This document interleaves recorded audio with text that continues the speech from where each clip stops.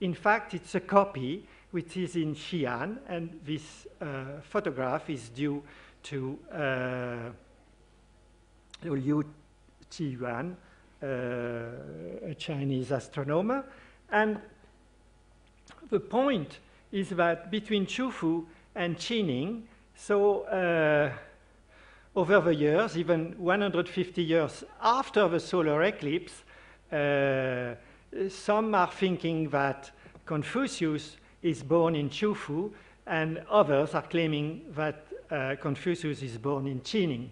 So we know that they were both in the kingdom of Lu, but if you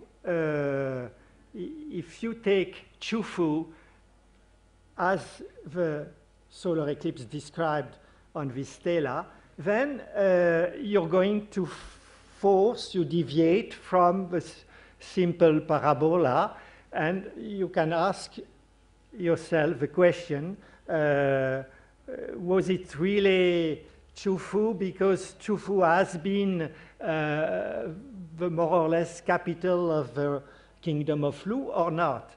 Because Qining was definitely well inside the totality zone. Now, last example, I would show you those 4 stela from Egypt. They have been found in Tel El Armara. This one is in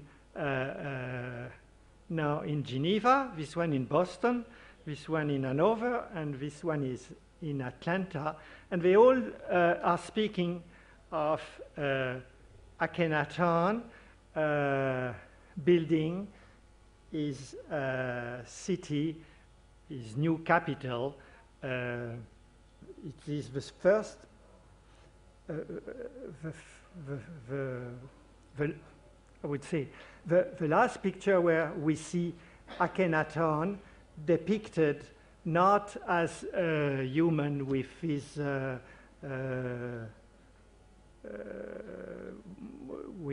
human characteristic, but as a sphinx, and a sphinx decoding the message of the sun sounds to me like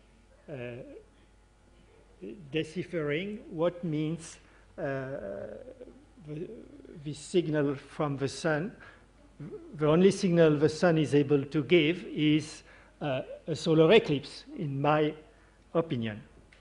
And at the time of the solar eclipse, so Akhenaten used to be in living in Thebes, where the eclipse was only 94%. Therefore, he might also not been maybe too afraid of the solar eclipse, and interpreted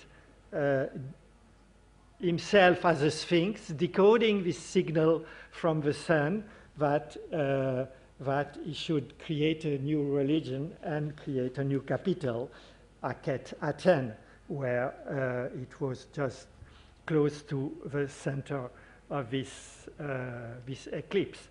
And what is interesting is that on the stela from this new capital, you have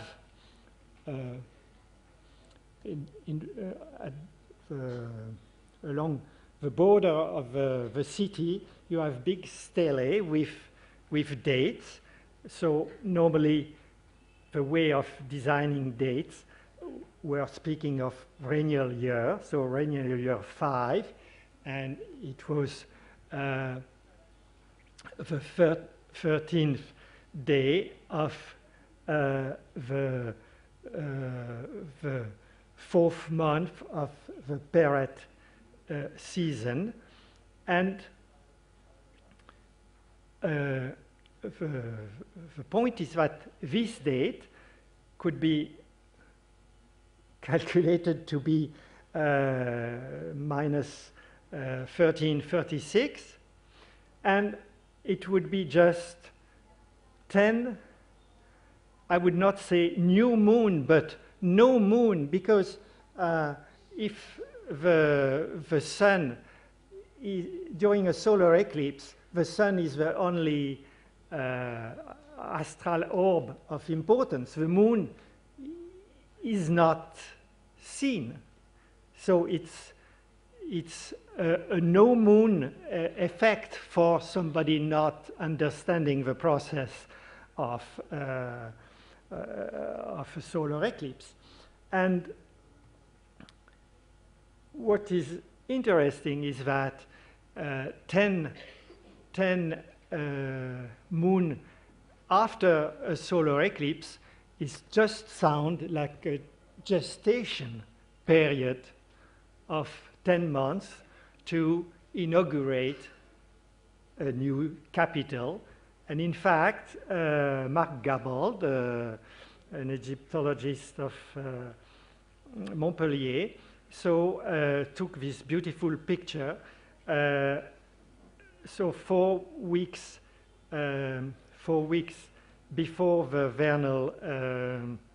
vernal equinox, what is exactly what this date is, 4 weeks before the vernal equinox. So you just have a little wadi, namely all in the oriental side. You have a Nile on my side, and you have oriental dune of sand. And in this little wadi, you just have the sun peeping out 10 months after the total solar eclipse over this new capital. So this example shows how solar eclipse could give a new light to some aspect of human culture. So all this, the slide I've presented are available on my website under Cassini.pps, and I thank you for your attention.